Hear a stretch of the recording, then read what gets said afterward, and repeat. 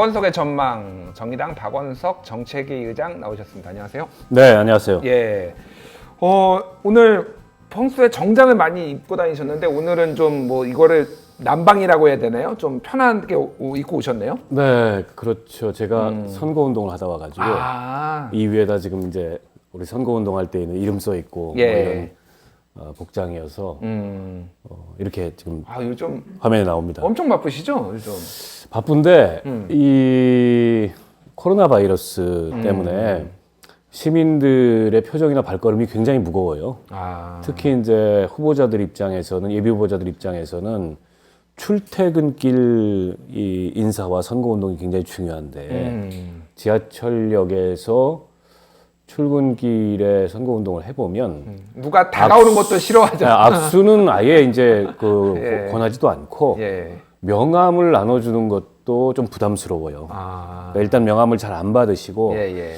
또 약간 그게 불쾌감을 줄까봐 굉장히 조심스러워서 요즘에 이렇게 판넬을 들고서 이름하고 뭐 이렇게 써 있는 판넬을 들고서 정중하게 인사하는 식으로만 선거운동을 하고 예. 페이스북이나 이렇게 보니까 많은 후보자들이 지하철역 선거운동을 포기하고 대신에 이제 도로변에 나가서 이렇게 인사하는 선거운동으로 많이 전환을 했더라고요. 아무래도 이제 뭐 확진자가 지금 늘고 있잖아요. 예, 오늘 6번째 확진자까지 나왔는데 게다가 이 박원석 정책위 의장이 지금 출마하려는 곳이 그 일산 뭐 이런 고향 이쪽인데 여기에 지금 뭐 소위 말하는 그 확진자 명지병원도 있고 그래서 약간 저도 이 은평구에 살아서 제가 그 동네 분위기를 아는데 흉흉합니다. 그 동네가 흉흉할 수밖에 없는 게 지금 3번째 확진자가 명지병원에 입원해 계신데 명지병원은 과거에 메르스 때도 그 감압 병상을 통해 가지고 치료 경험이 있기 때문에 명지병원 자체의 그 치료 능력은 굉장히 높은데 그분이 우한에서 귀국을 해서 아마 자택이 일산이었던 모양이에요. 모친의 자택이 일산이죠. 네, 그래서 일산과 서울을 왔다 갔다 하면서 좀 이렇게 이 접촉이 있었고 오늘 6번째 확진자가 이제 이 지역 내 접촉, 그러니까 그분과 접촉하셨던 맞아요. 3번째 확진자가 접촉하셨던 분이 확진 판정을 받아서 아마 이제 그 특히 이제 일산 지역을 중심으로 주민들의 걱정이나 뭐 우려 이런 것들이 더 커지지 않을까 싶고 저희 같은 후보자들은 더 부담스럽고 그러니까요. 그렇습니다. 어쨌든 좀 길게 얘기를 드려봤습니다. 자, 원래 저희가 화요일날 매주 보기로 했는데 이제 이번 주부터 목요일이 됐어요. 앞으로는 이제 저희 목요일날 이제 계속 보는 건가요? 네, 고맙습니다. 편의를 봐주셔서. 아니요. 방에 모셔야죠. 어렵게 보시는 분인데 시간 내주셔서 감사하고요. 저희가 이제 박원석 의원의 어떤 뭐 선거 유세나 이런 개인 일정 때문에 앞으로는 목요일날 뵙는 걸로 하고 그래서 저희가 앞으로 그 이제 기준이 되는 그 조사 발표도 목요일자 그 리얼미터로 주중 집계. 그러니까 리얼미터가 월요일, 목요일 2번 발표. 월목 2번. 그러니까 그 목요일자 그 리얼미터를 기준으로 하되 이번 주는 이제 뭐 했으니까 그 2개를 섞어서 이제 하도록 하겠습니다. 그러겠습니다. 자, 최근에 언론에서 얼굴이 좀 많이 나오셨어요. 제가요? 네, 최고임금제. 네네네. 최고임금제 잘 모르시는 분도 있는데 좀 설명해 주시죠, 살짝. 그러니까 사실은 지난 대선에서 심상정 후보가 발표했던 공약을 조금 더 보완한 건데 일명 살찐 고양이법으로 많이 알려져 있는데요. 살찐 고양이법. 특히나 이제 유럽 같은 경우에 많은 나라들에서 최고 경영자들의 보수가 너무 과도하다. 그래서 최고 경영자들의 보수를 일정 범위 이내로 제한해야 된다. 스위스 같은 경우에는 국민투표도 했었어요. 그걸 이른바 이제 살찐 고양이법이라고 부르는데 지난번에 대통령 선거 때 저희 정의당이 내놨던 공약은 최저임금과 최고임금을 연동을 하자. 그래서 그게 근데 사기업에도 적용이 되는 건가요? 그렇죠. 국회의원 같은 경우에는 최저임금의 5배. 그리고 공공기관 같은 경우에는 7배 이내. 그리고 민간기업 같은 경우에 30배 이내로 제한하는 그런 법안을 만들겠다 이렇게 공약을 했는데 임금 격차가 우리나라가 세계적으로 보면 아마 미국 다음으로 임금 격차가 굉장히 큰 나라 중에 하나입니다. 일례를 들어서 말씀드리면 저희가 이번에 공약 발표하면서 민간기업, 공공기관, 금융기관 뭐 이렇게 쭉 나눠가지고 조사를 해봤더니 민간기업 같은 경우에는 최저임금의 400배 이상 차이가 나는 경우들도 있어요. 400배요? 최고 경영자의 연봉이. 그리고 금융회사 같은 경우에도 뭐 10배, 20배는 뭐 기본이고 어떤 경우에는 뭐 한 30배 이렇게 차이가 나는 경우들도 있고 공공기관도 사실 공공기관은 그나마 좀 이게 최저임금과 최고임금 간의 격차가 적은 편인데도 평균적으로 한 9배에서 10배 가까이 납니다. 그래서 우리가 이제 능력과 성과에 따라서 이제 보상의 차이를 인정하는 시장 경제를 운영하고 있지만 그 차이도 어느 정도 이게 용인할 수 있는 정도여야 되는데 지금 우리나라 이 노동시장에서 일하는 임금 근로자의 절반 이상이 월 250만 원을 벌지 못해요. 월 250이 안 된다. 근데 그분들의 이 노력과 또 그분들의 땀 위에 서 있는 뭐 민간 기업이든 금융회사든 공공기관이든 최고 경영자는 그에 비해서 수십 배, 수백 배의 그런 연봉을 받는다는 거는 제가 보기에는 그건 정상적인 시장 경제 하에 합리적인 임금 격차라고 보기가 어렵고 오히려 이거는 우리 시장 경제의 발전을 저해하거나 사회 통합을 저해하는 방향으로 작용할 수 있기 때문에 일정 범위 내에서 보수를 제한하고 만약 그 제한 범위를 넘는 보수를 지급하는 그런 민간 기업이 있다면 그에 대해서 과징금을 부과해서 과징금을 재원으로 한 사회연대기금을 만들어서 저소득층이나 최저임금을 받는 노동자나 비정규직이나 이런 데 지원할 수 있는 그런 지원 방안을 찾겠다는 게 저희가 준비한 공약의 골자입니다. 제가 이번 총선 들어서 이제 정의당이 발표하거나 뭐 한 것들의 이제 반응들을 봤는데 이번에 발표한 게 제 반응이 좋은 것 같아요. 사실은 진짜. 네. 아무래도 이제 국회의원들이 급여를 많이 받는 걸 국민들이 싫어하시잖아요. 국회의원들 연봉을 최저임금의 5배 이내로 제한하겠다고 했는데 5배를 하더라도 거의 1억이 가까워요. 최저임금이 좀 올랐지 않습니까? 맞아요. 그래서 그것도 전 적은 거 아니라고 생각합니다. 알겠습니다. 어쨌든 이게 뭐 당 지지율에도 좀 긍정적인 영향을 끼치기를 바라고요. 지금 우리 코로나 바이러스가 지금 전체적으로 여권이나 야권에 좀 미치는 영향에 대해서는 좀 어떻게 보세요? 정치적인, 그러니까 뭐 이제 정부의 대응도 대응이지만은 좀 정치적으로 이게 일종의 정치 공학적으로 좀 공방이 좀 있기도 해요. 지금 상황에서. 그러니까 제가 좀 우려하는 건 이제 코로나 바이러스 같은 게 충분히 이게 예측 가능하거나 의학적으로 대비되지 않은 신종 바이러스가 퍼지게 되면 아무래도 공포감이 커지고 공포감이 커지면 이제 패닉이 오고 경우에 따라서는 그 정도가 심해지면서 그 바이러스와 관련된 여러 가지 가짜 뉴스도 퍼지고 또 혐오가 퍼지잖아요. 지금 중국인 전체 입국을 금지해달라는 청와대 청원이 뭐 50몇만 명 이렇게 됐는데 그것도 이제 그런 현상의 연장선이라고 볼 수 있을 것 같아요. 근데 이제 공포와 패닉과 혐오로 우리가 바이러스를 막을 수 있는 건 아니잖아요.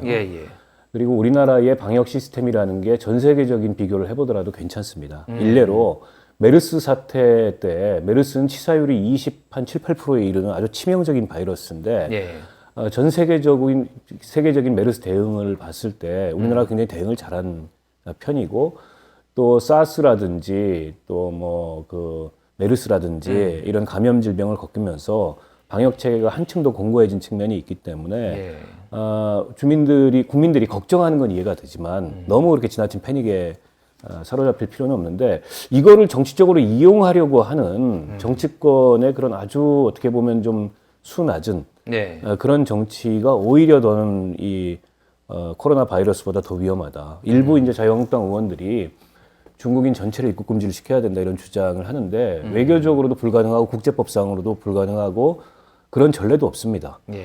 북한은 국경을 폐쇄했어요. 북한이니까 가능한 거죠. 그렇죠. 북한이니까 가능한 거고 또 말레이시아라든지 대만이라든지 일부 국가에서 제한적인 입국 금지 조치를 취했는데 그것도 후베이성이나 우한 지역에서 오는 사람들에 대해서 입국 금지를 취한 거여서 너무 무리한 주장을 하는 거고 그럼으로써 어떻게 보면 정부의 방역 대응에 대한 불안감을 조성해서 그 정치적 반사이익을 획득하려고 하는 저는 그런 정치야말로 정말 나쁜 정치다.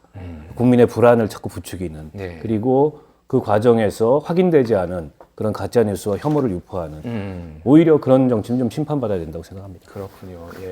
하여간 제가 뭐 그 단톡방이라고 하나요? 뭐 이런 데나 뭐 여론 정치와 분위기 파악을 위해서 하는데 지금 난리가 났더라고요. 그럴 수밖에 없죠. 난리가 나서 지금 친중 정권 문재인 정권이 지금 중국에 나라를 팔아먹으려고 한다라는 서사가 지금 쫙 퍼져 있습니다, 지금. 네. 그래서 하여간, 예, 알겠습니다. 일단, 저희가 이제 본격적으로 전국 진단, 그 지지율 좀 얘기를 해봐야 될 것 같아요. 지난주 박제 영상 일단 한번 보고 저희가 얘기를 좀 해보도록 하죠. 정부 여당 입장에서 별 호재가 없어요. 설 지나고 나서 대통령이나 여당 지지율이 오를 것 같지는 않다. 제자리 걸음이거나 좀 떨어질 것 같다. 자유한국당은 이제 보수통합이 변수인데 설 앞두고서 유승민, 황교안 양자 회동이 이루어진다면 조금 오를 수도 있겠다 이렇게 보고요. 예. 지금까지 제가 말씀드린 거는 사실 제 개인적인 관심사가 아니고 중요한 건 정의당의 지지율인데요. 지금 2%대 갈 겁니다. 아, 그래요? 예. 지금 뭐 간단하게 요약을 하자면은 대통령 지지율 조금 하락할 것이다라고 얘기를 하셨고요. 민주당도 조금 하락할 것이다. 자유한국당은 약간 상승할 것이고 정의당은 6%대 자신한다라고 말씀하셨어요. 일단 예. 갑자기 웃으면서 왜 말씀하시죠? 네. 먼저 이제 대통령 조금 일단 기준을 오늘 나온 걸로 하겠습니다. 오늘 오전에 나왔던 1월 5주차 주중 집계 보면은 대통령 지지율이 좀 하락을 했어요. 네.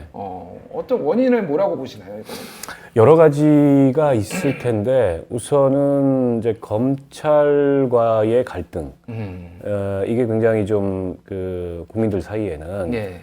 많이 부각이 됐는데 특히나 이제 추미애 장관이 임명된 이후에 검찰 고위직 인사 또 중앙간부급 인사 연달아 있었는데 네. 그 인사에 대한 여론의 반응이 그렇게 썩 호의적이지만은 않습니다. 결국에는 정권을 향한 수사의 칼날을 무디게 하려는 예. 이제 그런 그 인사 아니냐 이런 여론도 상당해요. 이게 예. 이제 상당한 부담이 됐을 거라고 보고 또 오늘 여론조사에 반영이 됐을지는 모르겠지만은 민주당의 인재 영입의 실패죠 결과적으로. 원종건 씨, 예. 뭐 미투가 터지면서 그것도 악재로 작용했을 가능성이 높다고 보고요. 코로나 바이러스 같은 경우에도 어쨌든 지금 뭐 여러 가지 그 불안 심리가 퍼지고 또 공포가 확산되고 이것도 여당에는 별로 좋은 건 아닙니다. 이제 그런 것들이 호재는 없고 이런 이제 악재들이 고르게 반영이 되면서 대통령 지지율, 여당 지지율이 비교적 굉장히 큰 폭으로 하락을 한 거죠. 순식간에, 최근에 트렌드로 봤을 때 많이 빠진 거예요. 2% 이상 하락을 했으니까 뭐 그런 것들이 원인이 되지 않았을까 싶습니다. 그 검찰 인사와 관련해서 네. 좀 여러 가지 좀 그 여론조사나 그런 걸 보면은 가장 최근에 검찰 인사와 관련해서 나온 게 KBS에서 한국 리서치가 한 건데 그거는 잘했다가 더 10%포인트 더 높게 나오긴 했어요. 근데 검찰 인사만 또 따로 이렇게 떼놓고 보는 거와 청와대와 검찰이 사사건건 뭐 여건이 부딪히는 거하고는 좀 다르게 국민들이 보는 것도 같아요. 그러니까 저런 식으로 계속 해야 되냐. 검찰 인사는 검찰 개혁 차원에서 괜찮게 한 것 같은데 저렇게 사사건건도 부딪혀야 되냐라고 그렇게 보시는 분들도 있는 것 같고. 이게 이제 그럴 수밖에 없죠. 왜냐하면 검찰 개혁이라는 큰 대의에 대해서는 국민들도 많이 공감하고 예. 또 지지합니다. 공수처라든지 또 뭐 검경 수사권 조정이라든지 이거는 국민의 지지 여론이 굉장히 높았어요. 예, 예. 근데 이 국면이 계속되니까 지금 경제도 굉장히 어렵고 민생도 어렵고 결국에는 먹고 사는 문제에 대해서는 정치권에서 예. 이렇다 할 그런 해결책이나 이런 것이 나오지 않는데 계속 이 검찰 개혁이나 이런 걸 둘러싸고 서로 정치적 공방을 주고받는 이 상황에 대한 이제 피로도가 점차 증가하는 거고 저는 그 두 번의 인사가 있었는데요. 예. 첫 번째 인사는 제가 이제 이 인사를 보려면은 윤석열 총장이 되면서 했던 인사부터 봐야 된다. 그 인사가 지나친 인사 독점이 있었고 또 균형을 잃은 인사였기 때문에 그걸 일부 정상화시킨 측면이 있어서 소위 말한 윤석열 사단에 과도하게 힘을 몰아줬다. 그렇죠. 뭐 그 윤석열 사단의 이제 특히 이제 상층부의 해체죠. 그거는 저는 국민적 공감대가 상당히 있는 인사일 수 있다고 봤는데 이 중간간부급 같은 경우 실제 수사 책임자급이거든요. 예, 예. 근데 여기서도 뭐 굉장히 큰 폭의 인사 이동이 있었어요. 결국에는 유재수건이나 예. 또 울산 수사건에 수사 책임자 한 명씩만 남기고 나머지를 싹 전부 갈아버린 이런 인사였는데 이건 좀 과하다 이렇게 비친 측면이 있는 것 같아요. 그래서 이대로 이렇게 검찰과 정권 간의 갈등이 계속되면 자칫하면 이번 총선이 검찰 총선 이렇게 될 수도 있지 않겠나.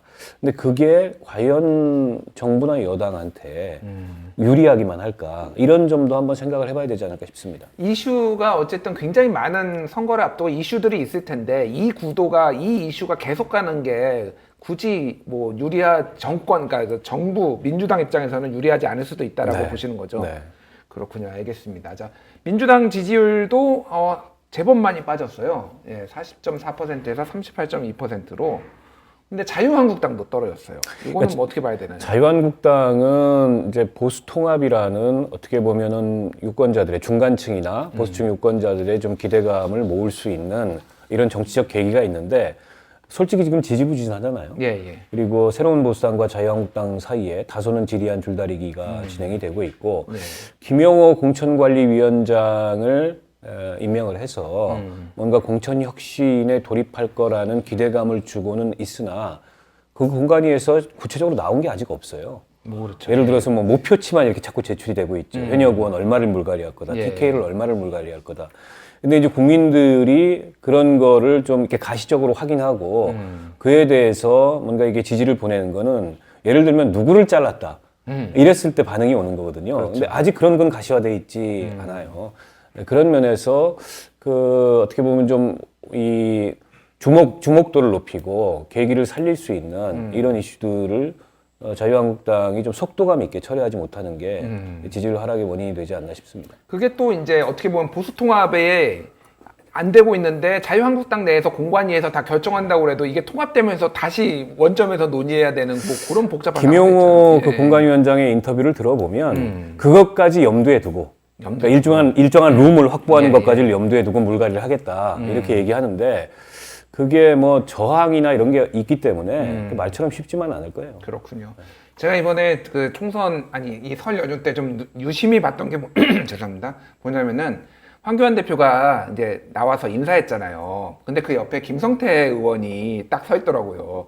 사실 제가 좀 정치권에 들은 얘기로는 아마 의원님께서도 맞는지 모르겠는데 사실상 유죄가 나올 거라고 1심에서 김성태 의원 그렇게 자유한국당에서 봤고 그래서 공천 물갈이 대상으로 유력하게 올랐는데 그렇죠. 누구나 다 그렇게 예상했죠. 무죄를 받으면서 굉장히 이상해졌다 지금. 원래 갈아야 되는데 지금 갈지도 못하게 되는 이상한 형국이 되고 심지어는 설 연휴 때 인사를 하는데 바로 옆에 서가지고 인사를 하고 있는 이상한 형국이 됐다라는 얘기가 좀 들리더라고요. 네. 이제 김성태 의원 같은 경우에는 탄핵에 동참했다가 예. 바른정당으로 나갔다가 복귀한 케이스고 복귀파죠. 예. 대표적인 김무성계 의원으로 알려져 있잖아요. 예. 그래서 당연히 뭐 물갈이 대상으로 더군다나 이제 그 딸 취업 문제로 그 재판에 회부돼 있기 때문에 근데 거의 뭐 기사회생 무죄를 받는 바람에 예. 본인은 이제 득이양양하고 당내에서는 다소 난감하고 또 해당 지역에서 경쟁하는 여당 후보도 예. 대체로 난감하고 뭐 이런 상황이 만들어진 게 아닌가 싶어요. 그게 아마 독이 될지 뭐 득이 될지는 모르겠어요. 당 전체로 봤을 때는 공정한 것에 대해서 굉장히 분노가 많은데 그 입시 채용 이게 어쨌든 무죄는 났으니까 굉장히 난감한 상황이 될 것 같습니다. 알겠습니다. 자, 정의당 얘기를 해야 될 것 같아요. 정의당은 뭐 지리멸렬 그 말 그대로 지리멸렬입니다.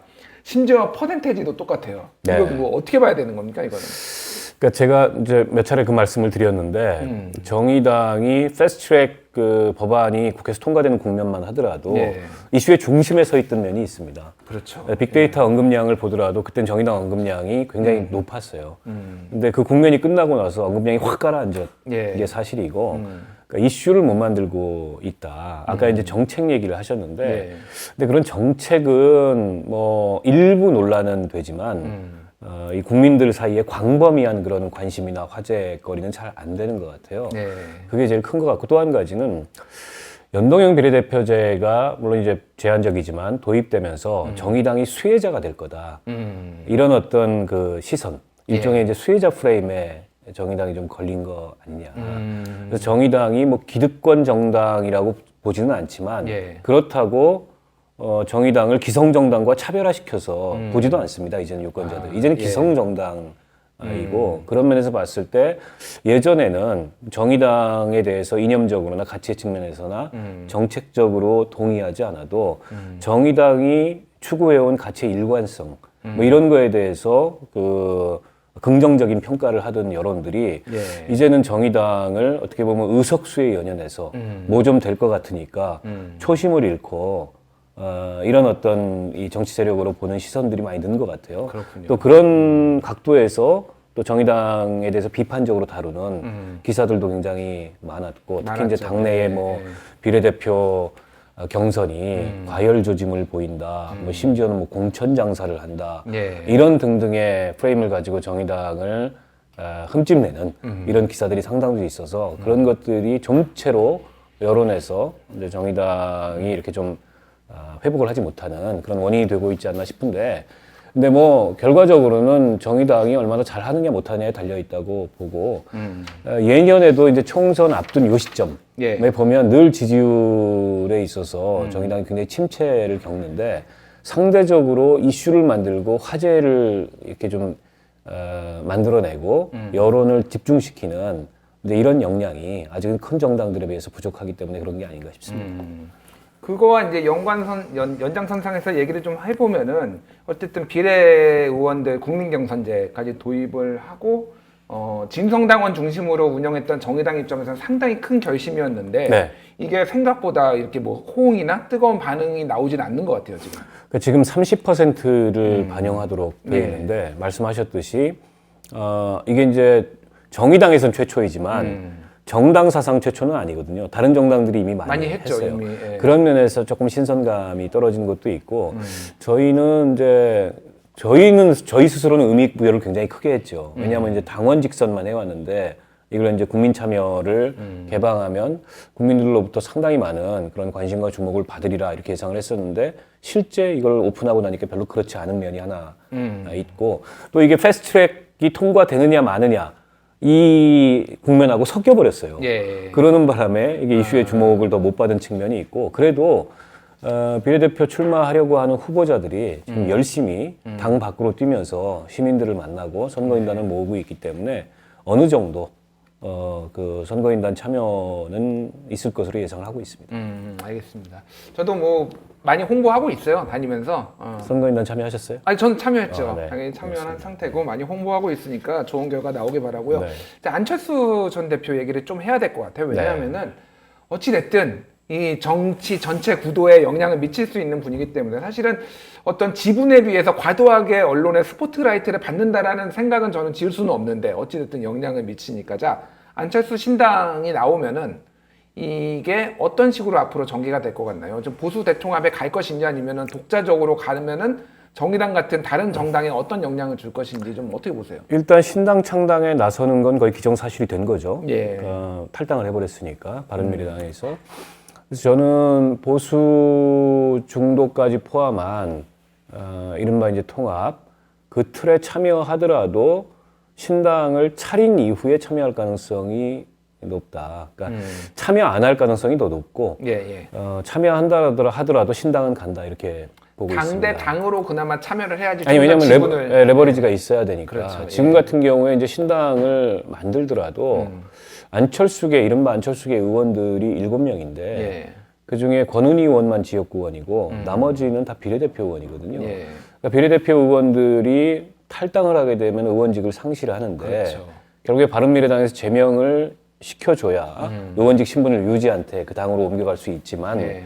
제명 안 시켜줄 것 같잖아요. 제명을 시켜줄 이유가 없죠. 네, 지금 손학규 대표. 왜냐하면 제명을 시켜주게 되면 그만큼 국고보조금도 줄고 여러 가지 그러니까요. 바른미래당으로서는 손실이 있기 때문에 그러면 권은희 의원만 데리고 현역 의원 한 명만 데리고 창당을 하게 됐을 경우에 그 생각보다 이제 볼륨이 굉장히 작고 또 오늘 일부 어디 인터뷰 보니까는 뭐 탈당하고 참여할 수도 있다 이렇게 얘기하는데 아마 그거는 정치적 탈당을 의미하는 것 같아요. 당적은 거기다 두고 활동은 이 활동을 하겠다. 사실 그런 분들은 굉장히 많아요. 아니 뭐 특히나 그 20대 국회에서 굉장히 많았는데 근데 그 경우에는 이제 법적 지위를 갖지 못하기 때문에 기호 순번도 한참 밀리고 결국에는 선거에 임박해서 탈당을 하거나 이런 선택을 하게 될 텐데 현역 의원들은 어쨌든 현역 의원으로 선거에 임하는 게 가장 유리해요. 그러니까요. 근데 전직 의원이 되는 순간에 약간 지금 기믹이 빠지거든요. 전 의원이라서 잘 아시지 않습니까? 게다가 지금 바른미래당 소속의 안철수계 그 비례대표 의원들이 오랫동안 지역구를 정해놓고 지역구 기반을 닦아온 분들이 거의 없어요. 예. 이제 안철수 후광을 가지고서 선거에 뛰어들어야 되는데 지역 선거에 때문에 이제 현직인 게 유리한데 그런 면에서 봤을 때 창당 조건이 그렇게 아주 용이한 건 아니다. 게다가 안철수에 대한 신선도가 많이 떨어졌잖아요. 예, 예. 안철수의 새정치에 대한 주목도도 많이 떨어졌고 무엇보다 호남에서 안철수 전 대표에 대한 지지가 예전 같지 않아요. 때문에 정치가 더 극단화되고 그 극단화된 정치로부터 피로감을 느끼는 그런 어떤 양당을 지지하지 않는 유권자층이 일정하게 있다 하더라도 그 가운데에서 안철수가 성공하리라는 보장은 별로 없습니다. 그런 면에서 봤을 때 저는 상당 정도 모험인데 어쨌든 본인이 모험을 선택했기 때문에 이제 어떤 볼륨을 만들어내는지 지켜봐야 되겠죠. 안철수 신당, 뭐 소위 안철수 신당이 뜨면은 가장 피해를 보는 게 정의당이 될 것이다라는 전망도 나오는데 어떻게 뭐 동의하시나요? 뭐 그런 관측도 있습니다. 왜냐하면 양 당이 그 30석 캡이 씌워진 연동형 비례의석을 얻을 가능성은 없고 예. 그러면 이제 진입 장벽인 3%를 넘는 정당의 개수가 몇 개냐 예. 이게 굉장히 중요한데 그렇죠. 현재 정치 지형에서는 3%를 넘는 정당이 많지 않을 것 같아요. 정의당을 포함해서 많아야 뭐 한두 개 이렇게 될 것 같은데 안철수 신당이 생기면은 뭐 그건 넘지 않겠냐. 그러면은 그만큼 정의당이 가져갈 수 있는 의석을 나누게 되고 예. 또 안철수 신당의 지지율이 높거나 이러면은 정의당이 상대적으로 그 지지율이 떨어지는 효과를 가져오지 않겠냐. 근데 안철수 신당을 지지할 층과 예. 정의당을 지지할 층은 좀 다르다고 저는 보거든요. 예, 예. 그래서 크게 겹치지 않아서 안철수 신당이 생긴다 그래서 정의당이 어떤 직접적인 타격을 받거나 심각한 타격을 받을 것 같지는 않습니다. 알겠습니다. 예, 뭐 지켜보죠. 뭐 전망을 굉장히 잘하시는데 틀린 것도 많아서 그만 나와야지 이제 선거도 아니, 받고. 잘할 때까지 나오셔야죠. 무슨 말씀이세요? 네, 알겠습니다. 자, 다음 주 전망으로 좀 가보죠. 네. 일단 대통령 지지율은 어떻게 될 것 같나요? 지금 현재가 부정이 50.4, 긍정이 44.9. 그래서 어찌 됐든 상당히 이제 부정이 다시 좀 높아지고 있는 추세인 건 맞는 것 같아요. 긍정이 많이 떨어지고. 계속 그렇게 될까요? 저는 이제 그 올라갈 가능성이 별로 없다. 별로 일단 없다. 예. 지금 이 코로나 바이러스 국면이 조금 장기화될 가능성이 있잖아요. 확진자가 계속 늘어나고 이렇게 되면 그건 무조건 여당한테 불리한 이슈입니다. 그렇군요. 왜냐하면 아무리 이제 우리 방역 체계가 굉장히 뭐 상대적으로 비교해봤을 때 다른 나라에 비해서 좋고 훌륭하다 하더라도 일단 이게 이제 감염 질병이 도면 무조건 정부 여당에겐 부담이 돼요. 어떤 경우든지. 그래서 지지율의 악재가 더 많고 또 오늘 이제 검찰이 어제죠. 13명 기소를 집단 기소를 했잖아요. 임종석 전 실장이 출석을 사실 굉장히 이례적이에요. 옛날에 무슨 조직 사건 같은 걸 보는 느낌이 좀 들어요. 근데 이것도 한편으로는 그 정부 여당 입장에서 좀 부담이 되는. 임종석 실장은 아직 뭐 기소는 안 됐고 출석을 총선 이유가 될 것 같은데 이게 지지층은 결집시키지만 중간층에 있어서는 어떻게 좀 상반된 반응들이 나올 수 있고 이게 이제 대통령이나 여당 지지율에 부담이 될 수 있기 때문에 저는 올라갈 가능성보다는 떨어질 가능성이 높다 이렇게 봅니다. 그렇군요. 뭐 민주당도 비슷한 흐름이겠네요. 그러면은 자유한국당은 어떻게 될까요? 살짝 떨어지긴 했는데. 자유한국당이 아까 제가 말씀드렸듯이 지금 보수 통합에 모든 걸 걸고 있는 거나 마찬가지인데 근데 이게 앞으로 나아가기 위해서는 누군가는 크게 내려놓는 이런 모습이 있어야 되거든요. 그게 아마 황교안 대표 측이 많이 양보를 그래야 해야 되는 거죠. 근데 별로 그런 모습이 없어요. 게다가 이제 본인의 거취를 두고도 종로 압력을 세게 받고 있는데 계속 딴 데 알아보잖아요, 지금. 당선 가능한 험지. 당선 가능한 험지를 지금 계속 알아보잖아요. 그래서 이런 게 그렇게 사실은 유권자들 입장에서는 뭔가 이게 좀 큰 행보를 하는 것으로 보이지가 않아요.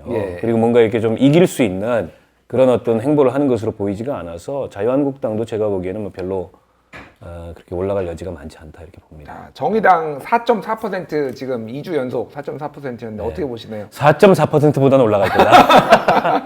아, 지난주에 6% 간다고 그때 아니 지금 전망하셨잖아요. 전국적으로 고르게 났기 때문에 예, 예. 조금 올라갈 수 있지 않을까. 4.5% 보십니까 그러면? 그보다는 조금 높아야죠. 그보다 네. 높나요? 그러면 5%대 보십니까? 네. 알겠습니다. 자, 유독 다른 거는 다 맞추시는데 정의당 거는 유독 잘 틀리세요. 이게 남의 거 원래 남의 건 잘 맞춰요. 예. 그렇지 남의 않습니까? 거는 잘 맞추는데. 점 보는 분들도 예. 자기 운명은 잘 몰라요. 아, 그렇군요. 남의 점은 잘 보면서. 알겠습니다. 저희가 또 영상 박제를 해놓고 네. 다음 주에 또 목요일에 모시고 한번 얼마나 맞아. 다음 주 목요일에 제가 나올 수 있을지 모르겠습니다. 알겠습니다. 지금까지 박원석의 전망 정의당 박원석 정책위 의장이었습니다. 감사합니다. 고맙습니다.